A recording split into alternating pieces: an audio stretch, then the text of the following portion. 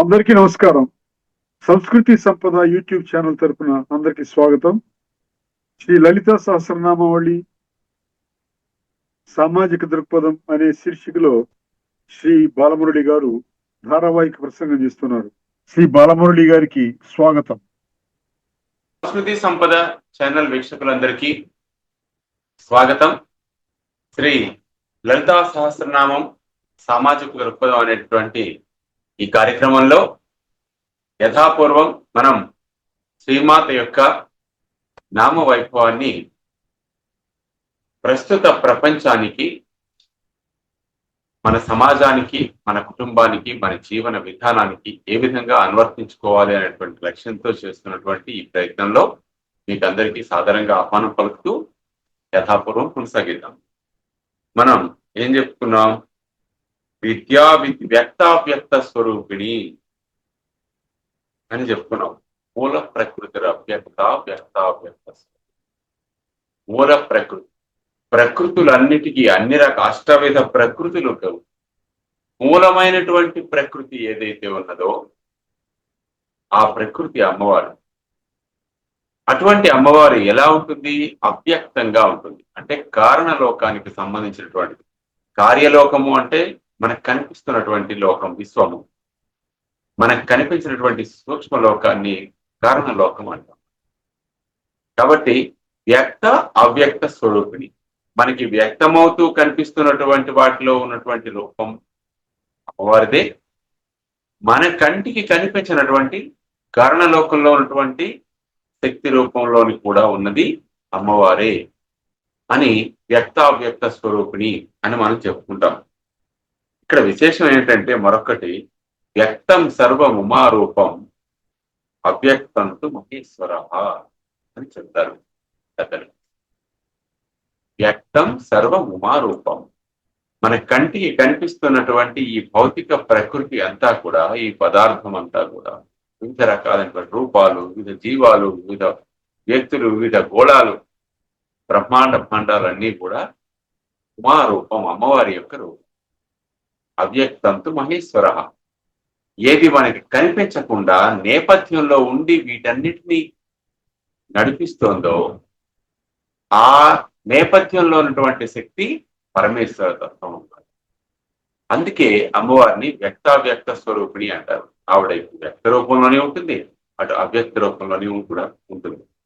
అంతేకాకుండా ఆవిడ లక్షణం ఏమిటంటే వ్యాపిని, వ్యాపించే లక్షణం కలిగినటువంటిది. వ్యాపించటం ఎందుకు అంటే, ఒక ఖాళీ ఏదైనా మనకు ఉన్నట్లయితే ఈ విశ్వమంతా కూడా చోటు, స్పేస్. ఆ స్పేస్ లో వ్యాపించి ఉండేది. వ్యాపించే పదార్థము, వ్యాపింపబడేటువంటి పదార్థము అని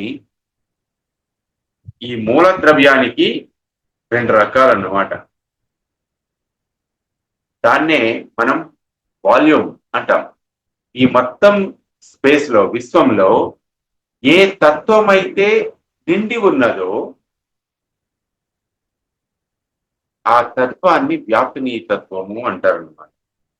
ఇది సంకోచ వ్యాకోచాత్మకమైనటువంటి సాపేక్ష లక్షణంతో వ్యక్తమయ్యేటటువంటి చోటు నుండి వ్యాపించబడినట్టి చోటుగా అర్థం చేసుకోవాలి.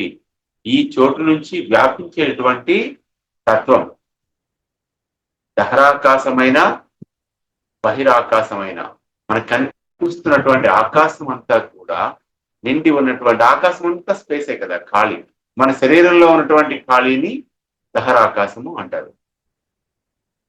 ఈ ఖాళీ నిండా వ్యాపించి ఉన్నటువంటి దహరాకాశ స్వరూపిణి, దహరాకాశ రూపిణి అని మనం చెప్పుకుంటాం కదా. అటువంటి దహరాకాశ రూపములో ఉన్నటువంటిది నిండి ఉన్నది అని చెప్పుకోవడానికి వ్యాపిని అని చెప్తాను. నేను ఈ గదిలో ఉన్నాను,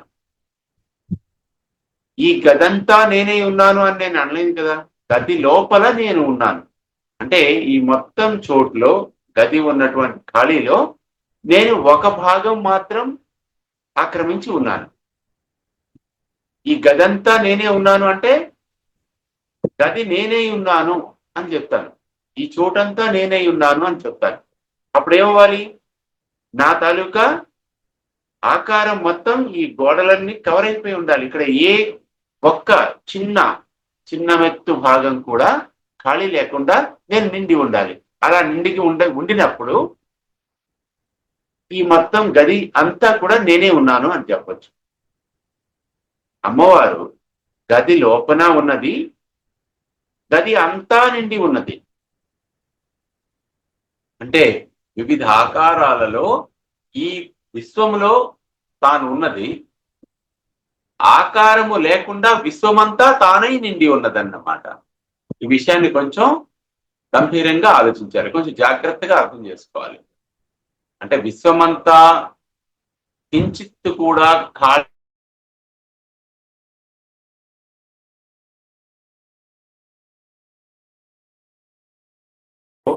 వ్యక్త రూపంలో ఉన్నటువంటి వివిధ రూపాలన్నీ కూడా అమ్మవారివే.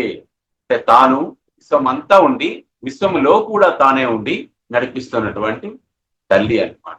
అది లలితాంబిక యొక్క తత్వం. అలాగే మనకి ఇక్కడ విశేషం ఏమిటంటే, ఒక వెలుగు ఉన్నదనుకోండి, ఆ వెలుగుకి ఎదురుగా అడ్డుగా మనం ఒక జల్లెడలో నుంచి వెలుగుని చూసామనుకోండి, మనకేం కనిపిస్తుంది?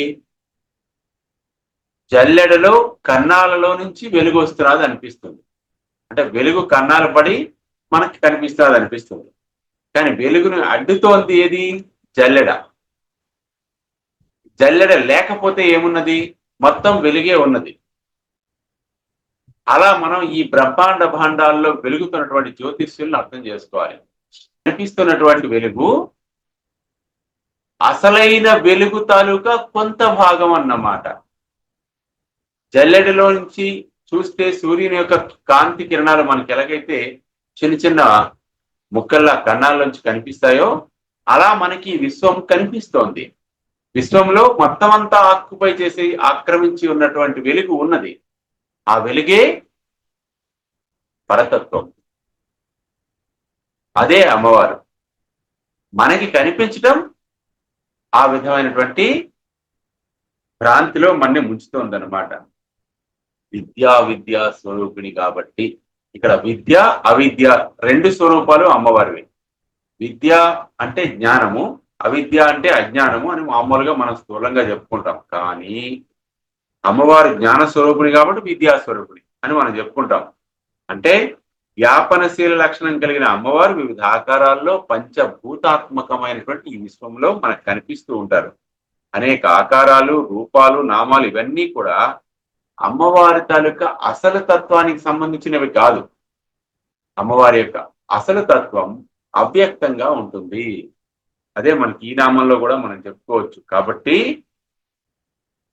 మన సదుపాయం కోసం మనం ఏర్పాటు చేసుకున్నవే ఇవన్నీ. ఏవి? రూపము, నామము, ఆకారము, ఇవన్నీ కూడా. అన్నిటికీ అతీతంగా ఉండే భాగాన్ని విద్య అంటారు. అవిద్య చేత లోక వ్యవహారాలు అర్థం చేయబడుతుంటాయి, విద్య చేత అసలు తత్వం తెలుసుకోబడుతుంది. ఇదే మనకి లింగ పురాణంలో చెప్పబడింది. ఏమిటది? భ్రాంతిర్విద్యా పరంచేతి శివరూపమిదంత్రయం. భ్రాంతిర్విద్యా పరంచ ఇది శివరూపం. భ్రాంతి, విద్య, పరము అని జ్ఞానము మూడు రకాలు. అందులో సంసారంలో బంధించి ఉండేటువంటి జ్ఞానాన్ని భ్రాంతి అంటారు. అంటే మనం, నా పిల్లలు, నా సంసారము, నా ఇల్లు, నా బంధువులు, నా తల్లిదండ్రులు, ఇలా మనం భావించేటువంటి ఇదంతా కూడా ఇది భ్రాంతికి సంబంధించినటువంటి. భ్రాంతి విద్య పరం. ఇక్కడ విద్య అంటే ఏమిటి? సంసారాన్ని వదిలించే జ్ఞానాన్ని విద్య అంటారు. ఇది భ్రాంతి అని తెలుసుకొని ఈ సంసారాన్ని విడిచిపెట్టడానికి ఎవరైతే సంసిద్ధులవుతారో ఆయన విద్యావంతుడు. అంటే అతనికి విద్య తెలిసింది, జ్ఞానం వచ్చింది అన్న. పరం అంటే ఏమిటి? అంటే ఆత్మజ్ఞానం పరం. తనను గురించి తాను తెలుసుకునేటువంటి ఆత్మజ్ఞానమే పరం. కాబట్టి విద్య, భ్రాంతి, విద్య, పరం అని జ్ఞానము 3 రకాలు అని లింగ పురాణాలు చెప్తూ, అర్థేషు భిన్న రూపేషు విజ్ఞానం భ్రాంతి రుచ్యతే, ఆత్మకారేణ సంవిత్తి బుధైర్ విద్యేక కథ్యతే, వికల్పరహితం తత్వం పరం ఇత్యవిధీయతే. వికల్పరహితం తత్వం, వేటికి కూడా లోను కాకుండా అతీతంగా వ్యవహరించగలిగేటువంటి తత్వాన్ని పరం అంటారు. ఆత్మజ్ఞానం అది. నేను కాదు, నేను కాదు, నేను అనేది ఏమిటి అనేటటువంటి అసలైనటువంటి విషయ విశ్లేషణ చేసుకుని మనమేమిటో, మన చుట్టూ ఉన్నటువంటి ఈ విశ్వం ఏమిటో తెలుసుకోవడానికి చేసేటటువంటి ప్రయత్నంలో సంపాదించే జ్ఞానము ఆత్మజ్ఞానం. అటువంటి ఆత్మజ్ఞాన స్వరూపిణి వ్యాపిని అనే రూపంతో అమ్మవారు మనకి దర్శనమిస్తుంది అన్నమాట. కాబట్టి వ్యాపిన్యై నమః అనుకుంటే ఈ 3 రకాలైన జ్ఞానాలు మనకి వస్తాయన్నమాట. అంతేకాదు ఈ నామం పరావర యోగాన్ని సూచిస్తుంది. పరావర యోగము అనే ఒక యోగం ఉందన్నమాట. కాలము, ప్రజ్ఞ లేదా ఆత్మల కలయికకు సంబంధించిందే ఈ పరావర యోగం. కాలము, ప్రజ్ఞ అంటే synthesis of time and consciousness. కాలము, టైం, కాన్షియస్నెస్, ప్రజ్ఞ, ఈ రెండింటి యొక్క కలయిక ఎక్కడైతే ఏర్పడుతుందో అది పరావర యోగం అంటారు. ఇందులో ఏమవుతుంది? మృత్యువుని దాటడము, అమృతత్వాన్ని పొందడము అనేటువంటి 2 ఫలితాలు ఉంటాయి. ఎప్పుడైతే కాలముతో మనం ఆత్మపరంగా సంలీనం అయిపోతామో దాన్నే ప్రళయము అంటారు. ప్రకృష్టముగా కలయిక, ప్రకృష్టమైన కలయిక, కలిసిపోవడం, సాయుధ్యం అని కూడా దాన్నే అంటారు. అప్పుడు మృత్యువు మనకి లేనట్లే. మృత్యువును దాటడం లేదా మృత్యువును అమృతత్వాన్ని పొందడం. కాబట్టి అమృతత్వము అంటే మృతి లేనటువంటి స్థితి. మృతి దేనికి? శరీరానికి కానీ ఆత్మకి కాదు అని తెలుసుకొని ఆత్మ ద్వారా ఆత్మజ్ఞానాన్ని, పరమాత్మ యొక్క జ్ఞానాన్ని గ్రహించటాన్ని ఈ అమృతత్వము అంటారు. అదే పరమానంద స్థితి, బ్రహ్మానంద స్థితి అంటారు. ఈ ఆనందాలన్నిటికీ ఉన్నటువంటి అసలైనటువంటి ఆనందం ఏదైతే ఉందో అది అమ్మవారి యొక్క ఆనందం అని మనం చెప్పుకున్నాం. కాబట్టి విద్య అవిద్యలతో కూడినటువంటి జ్ఞానమే తన స్వరూపంగా కలిగినటువంటి తల్లి. కాబట్టి విద్యా స్వరూపిణి అని మనం చెప్పుకుంటాం. విద్య అవిద్య రెండింటి యొక్క స్వరూపము తనదే అయినటువంటి తల్లి అని మనం చెప్పుకుంటాం. అటువంటి అమ్మవారు ఎలా ఉంటుంది? మహాకామేశ నయన కుముదాహ్లాద కౌముది. ఇదంతా ఒకటే నామం, 16 అక్షరాల నామము. మహాకామేశ నయన కుముదాహ్లాద కౌముది మొత్తం అంతా ఒకటే. మహాకామేశ నయన కుముదాహ్లాద కౌముది అని మనం విడదీసి చదవరాదు. ఎందుకంటే లలితా సహస్రనామాలన్నీ కూడా మనకు ఒక రిథింలో, ఒక లయలో వెళ్ళిపోతూ ఉంటాయి. అన్ని నామాలు అలా వెళ్ళవు. కొన్ని నామాలు 16 అక్షరాల నామాలు ఉంటాయి, 8 అక్షరాల నామాలు ఉంటాయి, 3 అక్షరాలు 2 అక్షరాల నామాలు కూడా ఉంటాయి. అక్కడ లయ కోసం కాదు చూసుకోవాల్సింది, అర్థం కోసం చూసుకొని అర్థం చెడిపోకుండా శుభ్రంగా అవగాహనతో చదవడం నేర్చుకోవాలి. కాబట్టి ఇక్కడ ఊపిరి పీల్చుకోవడానికి ఏం లేదు. మొత్తం ఒకే నామం అంతా ఒకే గొక్కలో చదవాల్సిందే.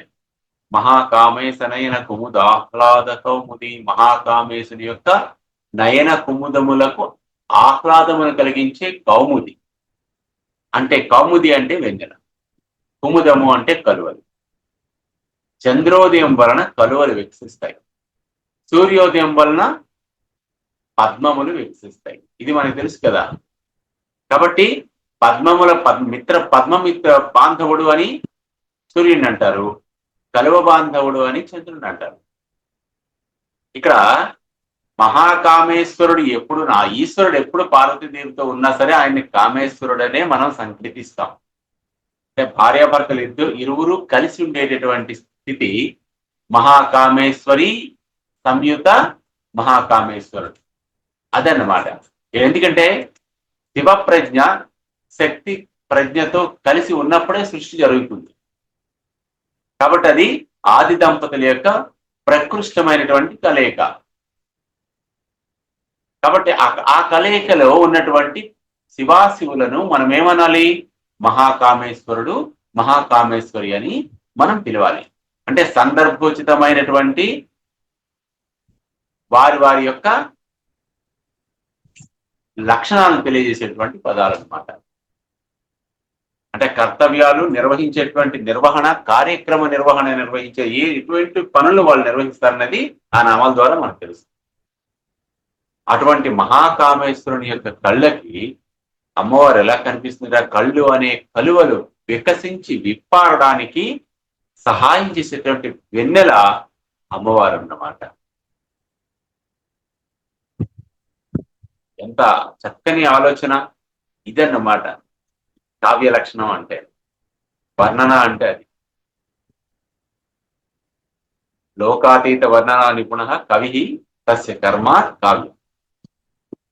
లోకాతీతంగా గొప్పగా వర్ణించేవాడు, ఎవరు ఊహించని విధంగా ఊహించలేని విధంగా వర్ణించగలిగేటువంటి శక్తి కలిగిన వాడు కవి.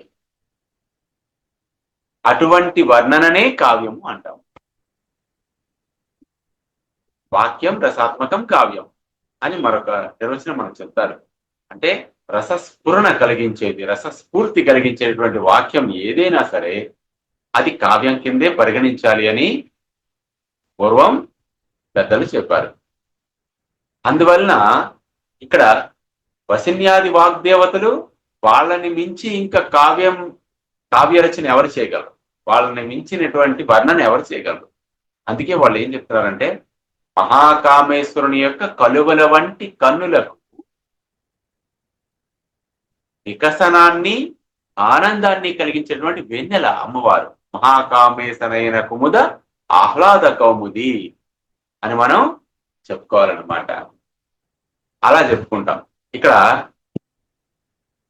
నయనము, కుముదము అని రెండు పదాలు ఉన్నాయి. ఈ రెండు పదాలకి విశేషమైనటువంటి అర్థాలు ఉన్నాయి. నయనము అంటే నడిపించేది అని అర్థం. మనని ముందుకు నడిపించేటువంటి తత్వం ఇక్కడ ఏమిటంటే, సూర్యుడిని చూడడానికి కొంత సూర్యరశ్మి ఒక సాధనంగా మారితే ఆ సాధనాన్ని నయనం అంటాము. నడిపేది అంటే నడిపించేది, మన నుండి బయటకు, బయట నుండి మనకు అని రెండు రకాలు ఈ నయనం. అంటే మనలో నుంచి బయటకు నడుచుట, బయట నుంచి మన లోపలికి నడుచుట ఆలోచన. అది నడక. ఈ నడక నడిపించేది ఎవరు అంటే అమ్మవారు అన్నమాట. అంటే అధోగతి పాలు కాకుండా నడిపించేది నయనం. మనం దిగజారిపోకుండా మనని ఊర్ధ్వగతిలో నడిపించేది నయనం అన్నమాట. కుండలిని శక్తి ప్రచోదనమై సుషుమ్నా మార్గం ద్వారా సహస్రారాన్ని చేరడానికి చేసేటువంటి ఊర్ధ్వగమనం అన్నమాట. అది నయనం, నడిపించేది. కాబట్టి నయనం అంటే సూర్యరశ్మితో చేయబడినటువంటి ఒక సాధనం అని మనం అనుకోవచ్చు. అందుకే వెలుగు లేకపోతే నయనం పనిచేయదు. నయనం అంటే కన్ను, నయనం అంటే పయనము అని రెండు రకాలు, ప్రయాణం అని రెండు రకాలు చెప్పుకోవచ్చు. వెలుగు లేకపోతే మన ప్రయాణం ఎలా నడుస్తుందండి? వెలుగు ఉంది కాబట్టి మనం ప్రత్యేకంగా గుర్తించగలుగుతున్నాం. ఇక్కడ ఇది ఈ వస్తువు ఉంది, ఇక్కడ ఈ వస్తువు ఉంది, ఇక్కడ ఈ వస్తువు ఉంది అని. ఆ వెలుగే లేకపోతే ఇంకేం కనిపించదు, మనకి కంటికి ఏం కనిపించదు. కాబట్టి వెలుగు రూపంలో మన యొక్క గమ్యాన్ని మనకి చూపించి మనని ముందుకి తీసుకువెళ్ళేటటువంటి శక్తి ఈ మహాకామేశనైన కుముదాహ్లాద కౌముది. కౌముది అంటే వెన్నెల. ఇక్కడ కుముద పదానికి కూడా రెండు అర్థాలు చెప్పుకుంటే, భౌతిక సృష్టి వల్ల ముందుగా సంతోషంతో సుడి తిరుగుతూ ఉండేటువంటి భూమి. కు అంటే భూమి, ముదము అంటే ఆనందం. భౌతిక పదార్థములన్నీ బాగా ఉంటూ భూమిలో సృష్టి వ్యక్తమైన తర్వాత ఆనందంతో భూమి తిరిగిందంట. అటువంటి కుముదం. కుముదము అంటే భూమి. అష్టదిగ్గజాల్లో ఇదొకటి. దీన్నే విజ్ఞాన శాస్త్రంలో తన చుట్టూ తాను తిరగడం మూలంగా భూమికి వచ్చే అపకేంద్ర బలం అంటారు. Centrifugal force. భూమి తన చుట్టూ తాను తిరగడం వల్ల వచ్చినటువంటి అపకేంద్ర బలం అంటారు. దిగ్గజము అంటే దిశా బలము, డైరెక్షనల్ ఫోర్స్. దిగ్గజము అంటే డైరెక్షనల్ ఫోర్సు. అలాగే అపకేంద్ర బలం అంటే సెంట్రిఫ్యూగల్ ఫోర్స్. పైన చెప్పిన నయన కుముద పదాల యొక్క విశిష్ట అర్థాలను అన్వయించుకుంటే కామేశ్వరుని చూపు ద్వారా కుముదము అంటే భూమి ఆనందానికి లోన ఉంది, ఆహ్లాదకరమైన వెన్నెలగా ఉన్నది అని ఇంకొక అర్థం మనకు తెలుస్తుంది. అంటే భౌతిక సృష్టి జరపడంలో సృష్టి కూడా ఆనందానికి లోనైందట. కాబట్టి ఇందులో ఇదే పదాలని మనకి వ్యక్తం చేసేటువంటి పదాలు మరికొన్ని ఉన్నాయి. మహాకామే సజ్ఞాత సౌభాగ్య మార్ధ ఊరుద్వయాన్విత కామేశ బద్ధ మాంగళ్య సూత్ర శోభిత కందర, ఇవన్నీ కామేశ నామంతో కలిసి ఉన్నటువంటి అన్నీ కూడా సృష్టి యొక్క కార్యాన్ని తెలియజేస్తానమాట. సృష్టి ఏ విధంగా చేయబడింది, ఏ రకంగా భార్యాభర్తల అనుబంధం అనేది ఉండాలి. భర్త కంటికి భార్య ఎప్పుడు కూడా వెన్నెలల వికాసాన్ని ఆనందాన్ని కలిగించేది అయి ఉండాలన్నమాట. అప్పుడే సంసారం బాగుంటుంది. అంటే భార్యాభర్తల మధ్యన అన్యోన్యత ఎలా ఉండాలి అండి అంటే, వెన్నెల వచ్చిన వెంటనే కలువ ఎలా ఆనందంగా వికసిస్తుందో అలా పైన వర్క్ చేసుకొని ఇంటికి తిరిగి వచ్చినటువంటి భర్తకి భార్య యొక్క దర్శనం ఎలా ఉండాలి అంటే, ఆ మొత్తం అలసట శ్రమ మొత్తం మరిచిపోయేటట్టు ఉండాలి. ఆహ్లాదకరమైనటువంటి వాతావరణం ఇంట్లో ఉండేటట్టు భార్య చూసుకోవాలి. అదన్నమాట ఇద్దరిలో ఉండేటువంటి అన్యోన్యత. అలా ఒకరికొకరు ఒకరి యొక్క కష్టాన్ని మరొకరు అర్థం చేసుకొని ముందుకు నడిచినట్లయితే ఆ సంసారం చాలా చక్కగా ఉంటుంది అని మనకి తెలుస్తుంది. దీనివల్ల సృష్టి కార్యం జరగాలి అంటే భార్యాభర్తలు ఇద్దరు కూడా ఒకరికొకరు అన్యోన్యంగా ఉండాలి. ఎలా ఉండాలి అంటే, సూర్యకాంతికి పద్మాలు వికసించినట్లు, చంద్రుని యొక్క కాంతి కలువలు వికసించినట్లు మనస్సు వికసించాలి ఒకరిని చూస్తే వేరొకరికి. అంతేగాని మొహం చూసిన వెంటనే ఏంటంటే మొత్తం ముందు వేయరాదు. అలా ఉండకూడదు. ఎందుకంటే భార్యాభర్తల యొక్క అనుబంధము వేరు, అది ప్రత్యేకమైనది. కాబట్టి ఆ విషయంలో ఇతరత్ర అయినటువంటి సంకుచితమైనటువంటి అహంకారపూరితమైనటువంటి ఆలోచనలు మన మధ్యకి రాకూడదు. ఒకవేళ మన బుర్ర అలా పనిచేసినా వాటిని పక్కకు పెట్టేయాలి. పక్కకి పెట్టేయకపోతే అనేకమైనటువంటి ఇబ్బందులు ఎదుర్కోవాల్సి వస్తుంది. అదన్నమాట. ఇక్కడ ఈ కామేశ్వరామంతో మరొక నామం కూడా ఉంది. కామేశ్వరాస్త్ర నిర్దగ్ధ సభండాసుర శూన్యక. కామేశ్వరాస్త్రంతోనే భండాసురుణ్ణి శూన్యక నగరంతో పాటు దగ్ధం చేసేసింది అమ్మవారు, కాల్చి పారేసింది. ఆ రకంగా భండాసురుని యొక్క సంహారం చేసి ఈ లోకాలన్నింటినీ కాపాడినటువంటి తల్లి. కాబట్టి ఇక్కడ మహాకామేశనైన కుముదాహ్లాద కౌముది అనేటువంటిది, ఈ నామం అనేది మనకి ఇంత అర్థాన్ని తెలియజేస్తుంది.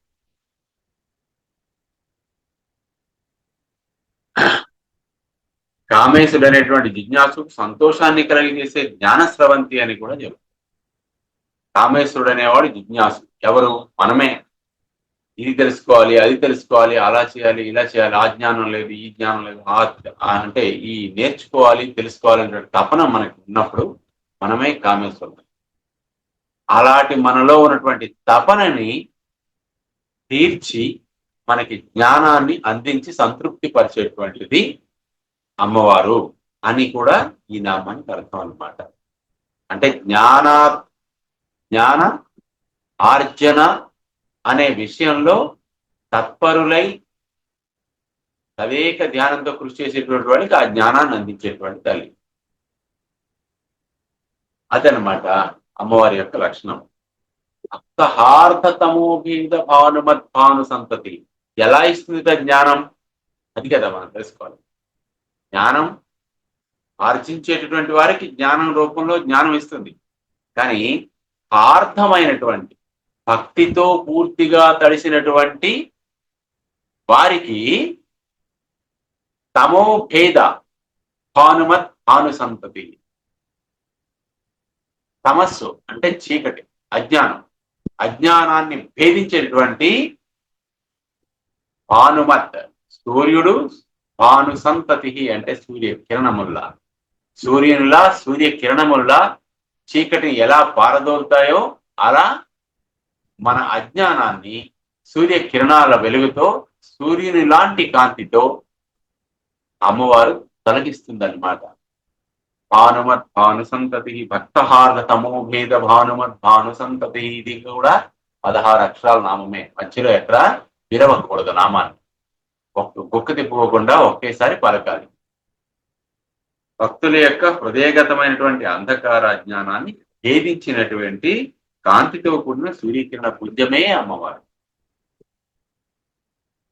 ఎందుకంటే అమ్మే అరుణాం, కరుణాకరంగి అరుణాం, అరుణ కాంతులను వెదజల్లేటటువంటి తల్లి కదా.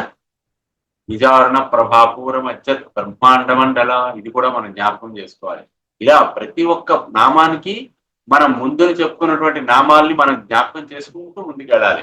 ఎందుకంటే అంటే ఒక నామంతో మరొక నామానికి అనుసంధానం అనేటువంటి అయిన అర్థం ఉంది, ఒక సంబంధం ఉంది. ఒక నామానికి మరొక నామానికి మధ్యన ఒక రకమైనటువంటి అర్థ సమన్వయం, అర్థ సామ్యం ఉంది. అందువల్ల అర్థ సామ్యాన్ని బట్టి వాటిని ఒకసారి గుర్తు చేసుకోవడం అనేది జరుగుతుంది. కాబట్టి తనను నమ్మిన వారి అజ్ఞానాంధకారాన్ని పారద్రోలి ప్రజ్ఞానవంతుల్ని చేసి ముందుకు నడిపించడానికి అమ్మవారు సూర్యుడు ఉదయిస్తే చీకట్లు ఎలా పోతాయో అలా అమ్మవారు మన హృదయంలో కాంతిని ప్రేరేపించి హృదయంలో వెలుగుని ప్రసాదిస్తుంది.